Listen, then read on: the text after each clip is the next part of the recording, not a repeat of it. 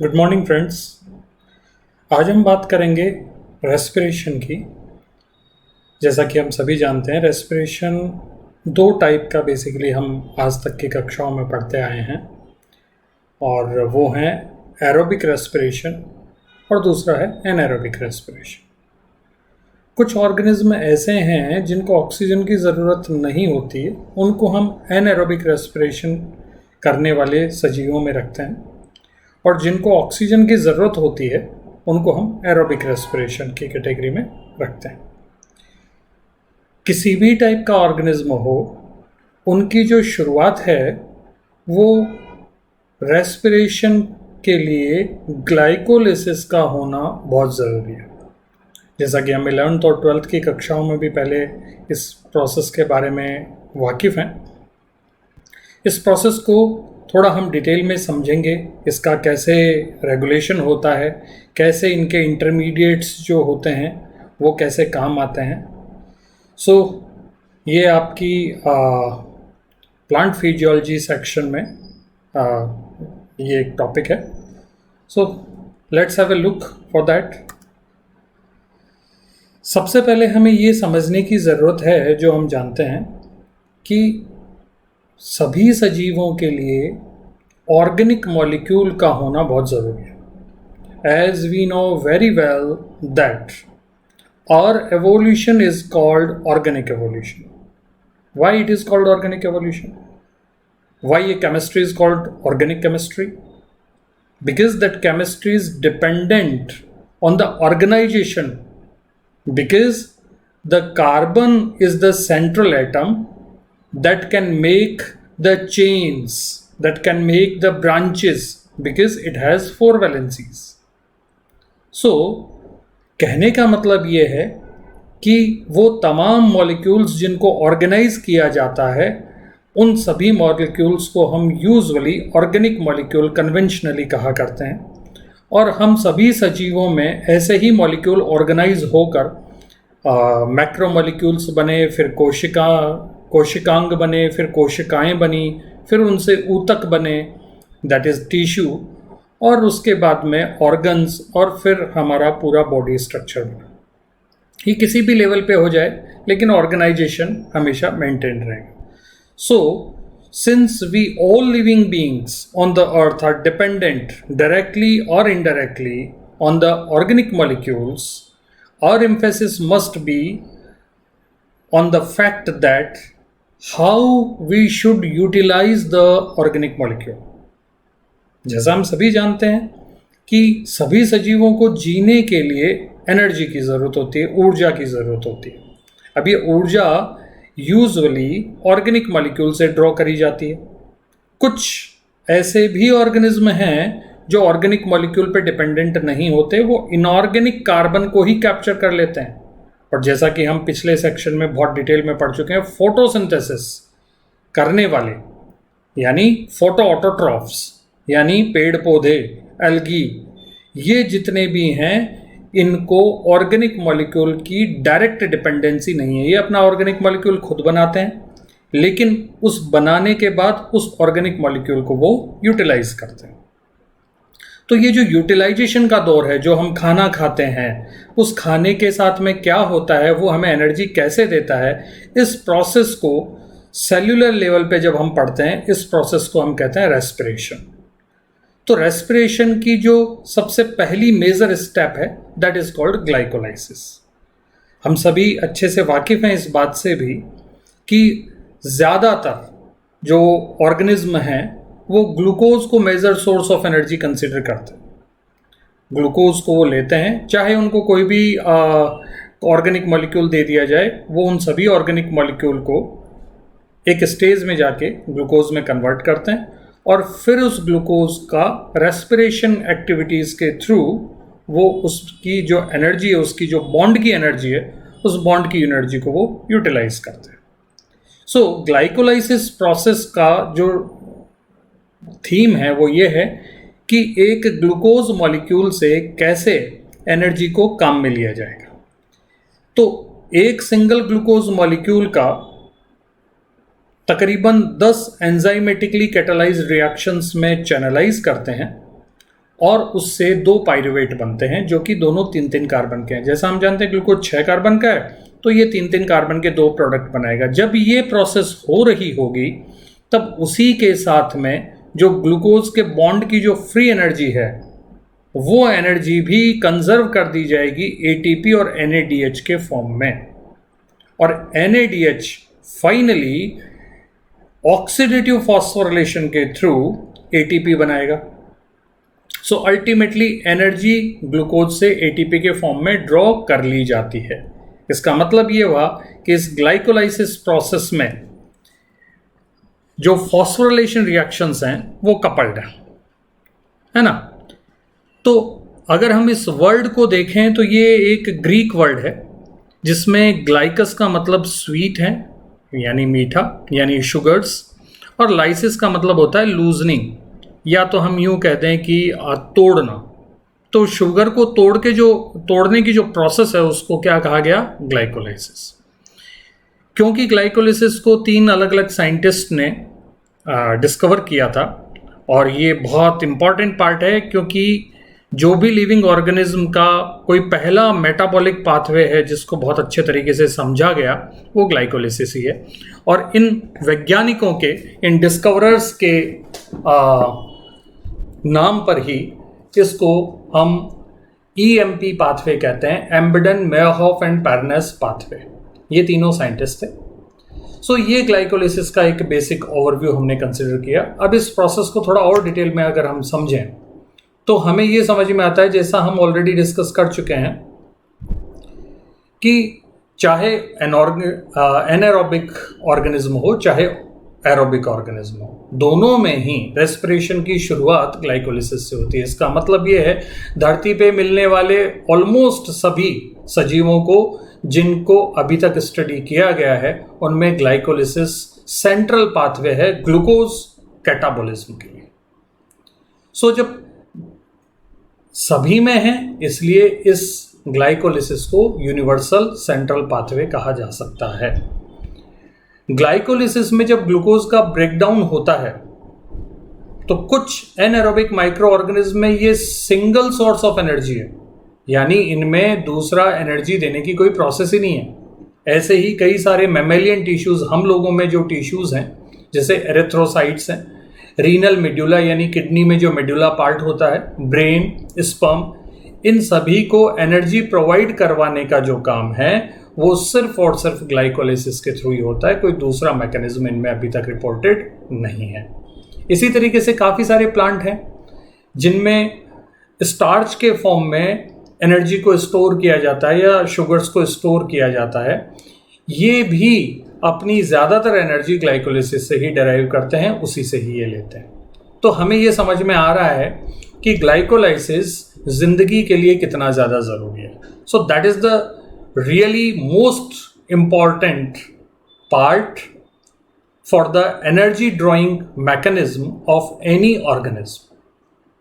अब अगर हम इसकी एवोल्यूशनरी पॉइंट ऑफ व्यू से बात करें तो अगर हम इवोल्यूशन में पहले जाएं तो धरती पे पहला लिविंग ऑर्गेनिज्म जो रिपोर्टेड माना जाता है वो तकरीबन 4 बिलियन ईयर्स एगो माना जाता है। 4 बिलियन ईयर्स एगो के आसपास जो भी ऑर्गेनिज्म था उस टाइम पे धरती पर एटमॉस्फेयर में ऑक्सीजन बहुत कम था। तो ज़्यादातर जो ऑर्गेनिज्म जो पानी में पैदा हुए उनको ऑक्सीजन नहीं मिलने की वजह से वो एरोबिक रेस्पिरेशन करने में कैपेबल नहीं थे। इसका मतलब वो डेफिनेटली एनारोबिक क्रिएचर्स थे। ये एनारोबिक क्रिएचर्स ग्लूकोज को अगर काम में लेते होंगे तो डेफिनेटली ये उन्हीं तरीकों से काम में लेते होंगे जो तरीके आज भी एनारोबिक क्रिएचर्स में हैं, या विदाउट ऑक्सीजन जो मैकेनिज्म एनर्जी ड्रॉ करने की है उसी प्रोसेस को वो काम में लेते होंगे। इसका मतलब हुआ कि जो ग्लाइकोलाइसिस है और जो एनारोबिक ब्रेकडाउन है ग्लूकोज का, ये एक लंबे टाइम से सभी सजीवों में कंजर्व है। चाहे आप बैक्टीरिया को देख लें, चाहे प्लांट को देख लें, चाहे वर्टिब्रेट को देखें, इनवर्टिब्रेट को देखें, कुछ भी देखें। That means the glycolysis is evolutionarily conserved set of reactions. Okay, so ये हमने इसकी दो इम्पोर्टेंस के बारे में बात करी कि ये ज़िंदगी के लिए एनर्जी ड्राइंग एक मैकेनिज्म है जो कि बहुत ज़रूरी है, और दूसरा एवोल्यूशनरीली ये मैकेनिज्म कंजर्व्ड है सभी सजीवों में।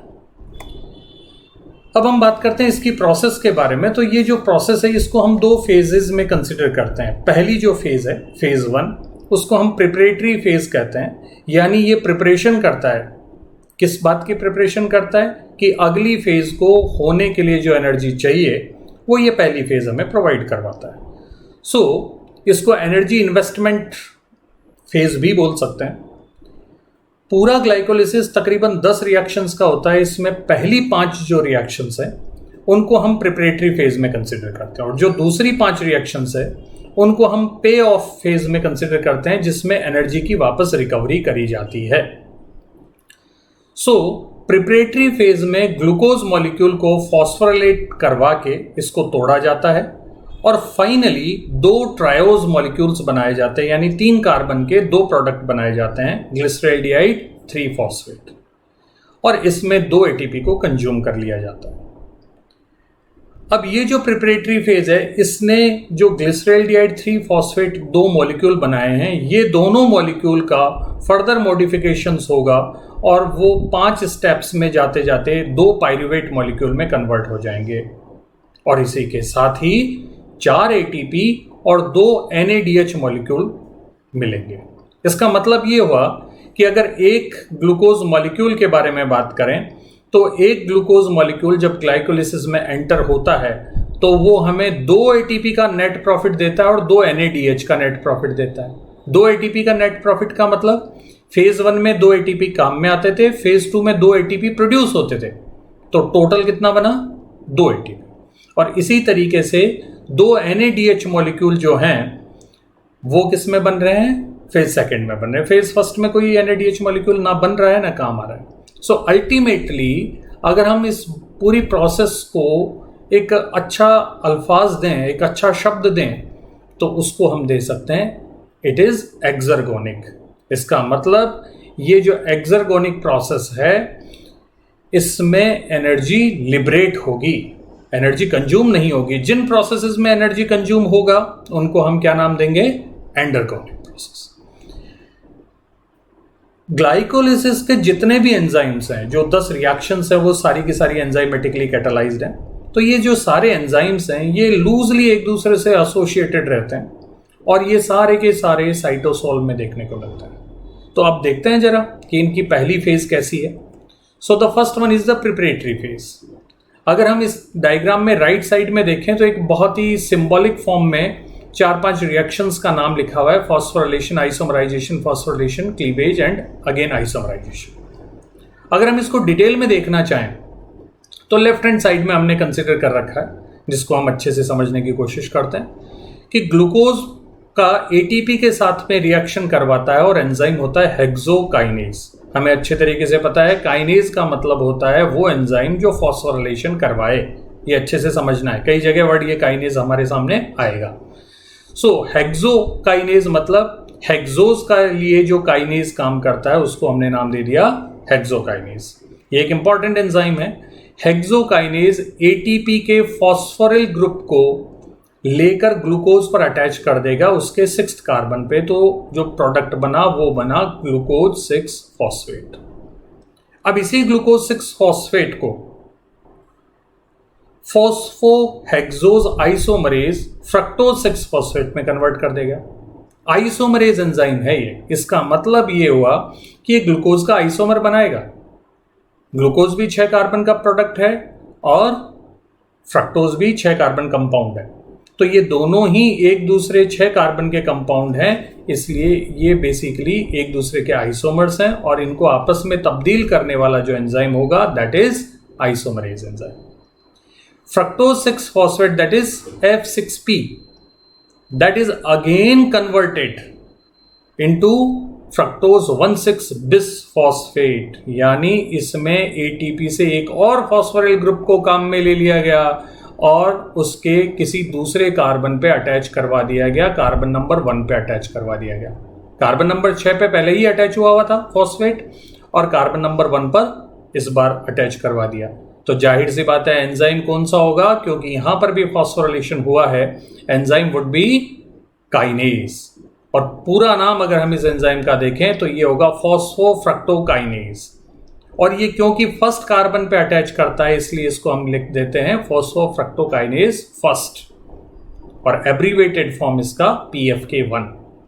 That is very very important enzyme in terms of the regulation of glycolysis. तो इस एंजाइम को हमें बहुत ध्यान से समझने की जरूरत थी। यहां हम एक वर्ड से कंफ्यूज हो जाते हैं, फ्रक्टोज बिसफॉस्फेट में और फ्रक्टोज डाइफॉस्फेट या बाइफॉस्फेट में। ध्यान रखिए फ्रेंड्स, बिसफॉस्फेट का मतलब है कि एक ही कंपाउंड पर दो अलग अलग कार्बन पर फॉस्फेट ग्रुप है, जबकि डाइफॉस्फेट या बाइफॉस्फेट का मतलब है कि एक ही कार्बन पर दो फॉस्फेट एक दूसरे के साथ में जुड़े हुए हैं। For example ADP, adenosine diphosphate, उसमें दो फॉस्फेट लगातार साथ में जुड़े हुए होते हैं, इसलिए उसको डाई या बाई बोला जाता है, वहां बिस नहीं बोला जाएगा। और यहां पे फ्रक्टोज में बिसफॉस्फेट वर्ड लिखा हुआ है, इसका मतलब एक फॉस्फेट एक कार्बन पे और दूसरा फॉस्फेट किसी दूसरे कार्बन पे अटैच्ड। सो ये इसका टर्मिनोलॉजी। फिर एक एंजाइम एल्डोज, इस F16BP इसको ग्लिसरैल्डिहाइड 3 फॉस्फेट में और डाई हाइड्रोक्सी एसीटोन फॉस्फेट यानी DHAP में कन्वर्ट करेगा। तो एल्डोज बेसिकली 6 कार्बन के कंपाउंड को 3-3 कार्बन के दो अलग अलग कंपाउंड में तोड़ देता है। और फाइनली आइसोमरेज एंजाइम इस DHAP को वापस किस में कन्वर्ट कर देगा, ग्लिसरैल्डिहाइड 3 फॉस्फेट में। तो ग्लिसरैल्डिहाइड 3 फॉस्फेट के कितने मॉलिक्यूल हो गए, एक जो यहां से डायरेक्टली बन गया, एक जो आइसोमराइजेशन की वजह से बना। तो फाइनली प्रिपरेटरी फेज में एक ग्लूकोज मॉलिक्यूल से दो ग्लिसरैल्डिहाइड 3 फॉस्फेट बनते हैं और इस प्रोसेस में 2 ATP को काम में ले लिया जाता है। और ये दोनों ग्लिसरैल्डिहाइड 3 फॉस्फेट अगली पे ऑफ फेज में यानी दूसरे स्टेजेस में एंटर करेंगी ग्लाइकोलिसिस के। तो जरा हम देखते हैं अगेन, ग्लिसरैल्डिहाइड 3 फॉस्फेट के दो मॉलिक्यूल हैं। ये डिहाइड्रोजनेज एंजाइम की प्रेजेंस में 2 NADH बनाते हुए 1,3 बिस फॉस्फोग्लिसरेट में कन्वर्ट हो जाते हैं, यानी इन पर भी 2 फॉस्फेट अटैच करवा दिया जाता है। और फॉस्फेट अटैच अलग अलग कार्बन पे हो रहे हैं, इसलिए इसको हम क्या बोलते हैं, 1,3 बिस फॉस्फोग्लिसरेट 1,3 बिस PGA या BPG। ये जो 1,3 बिस फॉस्फोग्लिसरेट है, यहां से ये जो 2 फॉस्फेट इसमें ऐड करे गए थे, इन फॉस्फेट ग्रुप को वापस ADP के साथ रिएक्ट करवा के 2 ATP बना लिया जाता है। तो इनके 2 फॉस्फेट कम होने की वजह से ये 3 फॉस्फोग्लिसरेट बन गया।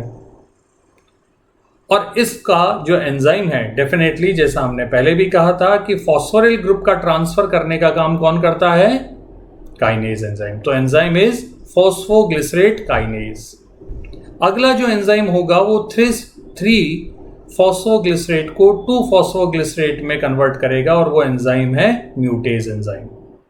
यहां कोई एनर्जी की कोई जरूरत ना लेना में पड़ती है, ना ये यहां से कोई एनर्जी लिबरेट होती है। जो 2 फॉस्फोग्लिसरेट है उसको enolase enzyme phosphoenol pyruvate PEP में कन्वर्ट कर देता है।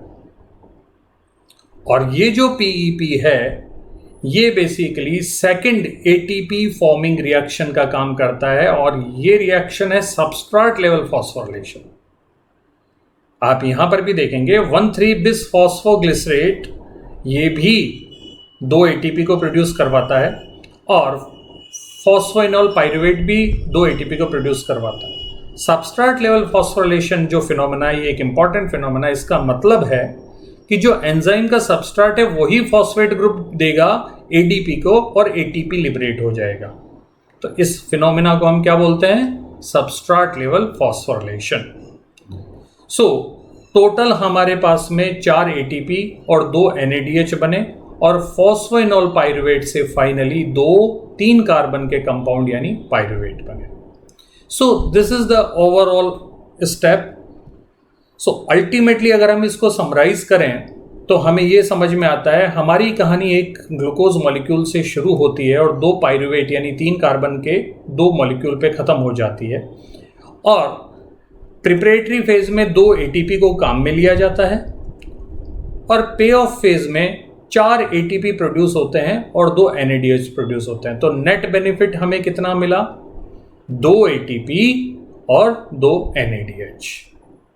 अब इस पूरी प्रोसेस को अगर हम ध्यान से देखें तो हम देखेंगे कि राइट फ्रॉम द बिगिनिंग पहला जो स्टेप है, हमारे जहन में एक सवाल आना चाहिए कि ग्लूकोज 6 कार्बन का है और इससे 3-3 कार्बन के अगर हम 2 प्रोडक्ट बनाते हैं तो क्यों ना उनको डायरेक्टली तोड़ दिया गया हो। अगर तोड़ देते या कुछ ऐसे एंजाइम होते, कुदरत बनाता, नेचर में बनते, तो फिर ये 10 स्टेप के बजाय सिंगल स्टेप में काम हो जाता। तो ये पाथवे में क्यों ऑर्गेनाइज हुआ है? मोर इंपॉर्टेंटली, ये जो ग्लूकोज 6 फॉस्फेट है, जो पहला रिएक्शन है, वो फॉस्फोरिलेशन क्यों है? फॉस्फेट को लगाने की कहां जरूरत है जब अल्टीमेटली पाइरुवेट में फॉस्फेट है ही नहीं।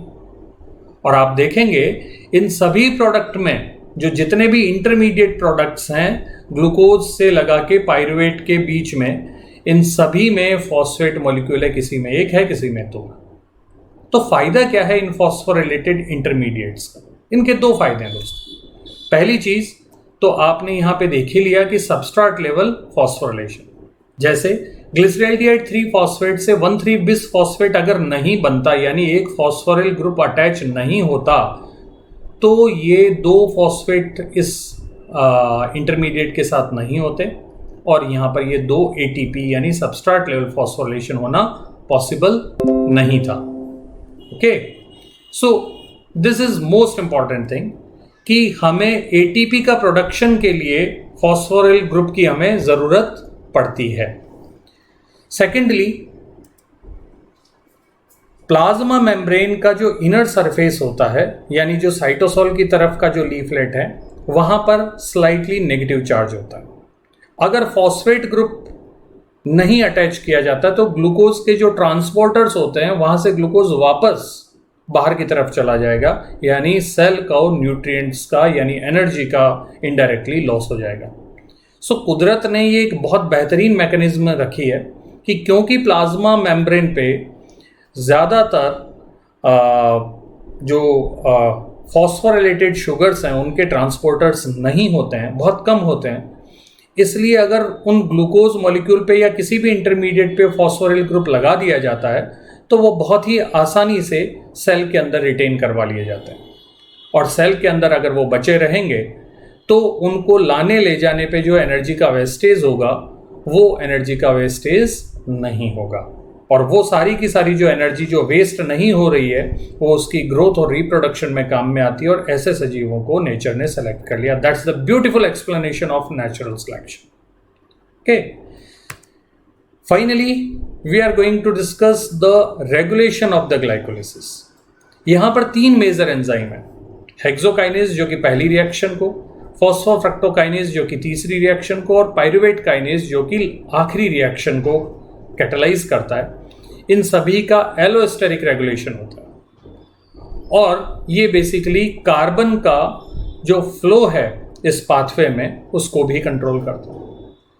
सो इन तीनों में से भी अगर हम देखें कि एलोस्टेरिक रेगुलेशन के अलावा और कोई रेगुलेशन होता है तो PFK1 फॉस्फोफ्रक्टोकाइनेज ये एक रेगुलेशन का मेजर पॉइंट है, और इसका रेगुलेशन 2 तरीके से हो सकता है। जैसा हमने अभी बात करी कि इनका एलोस्टेरिक रेगुलेशन होता है, तो इसके लिए एलोस्टेरिक रेगुलेशन का मतलब एक्टिव साइट के अलावा भी एक ऐसा साइट होता है जहां पे कोई सबस्ट्रेट के अलावा दूसरा मॉलिक्यूल आके बाइंड कर जाता है, लिगेंड आके बाइंड कर जाता है, जिसको हम मॉड्यूलेटर कहते हैं।